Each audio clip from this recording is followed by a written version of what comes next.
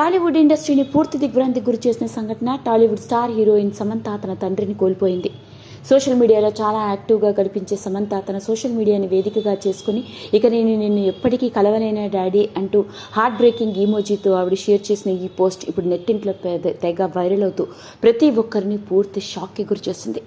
ఇండస్ట్రీలోకి ఎలాంటి బ్యాక్గ్రౌండ్ లేకుండా అడుగుపెట్టిన సమంత స్టార్ హీరోయిన్గా రాణించడం, అందులోనూ ఈ మధ్య కాలంలో తన వ్యక్తిగత జీవితంలో ఏర్పడ్డ ఆటుపోట్లు కావచ్చు, తన హెల్త్కి సంబంధించిన విషయాలను ఎప్పటికప్పుడు షేర్ చేసుకుంటూ మళ్ళీ నార్మల్ లైఫ్ని లీడ్ చేస్తూ ఇప్పుడు ఎంతో హ్యాపీగా కనిపిస్తున్న సమంత ప్రస్తుతానికి బాలీవుడ్ ఇండస్ట్రీలో తన స్థానాన్ని చాలా గట్టిగా చేసుకుంటోంది.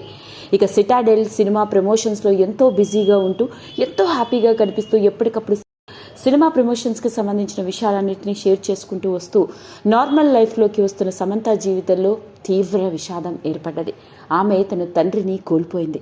సమంత తండ్రి పేరు జోసెఫ్ ప్రభు.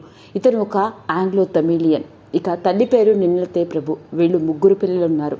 ఎవరో కాదు, జోనత్, డేవిడ్ మరియు సమంత. సమంత ఇంట్లో చిన్న కూతురు.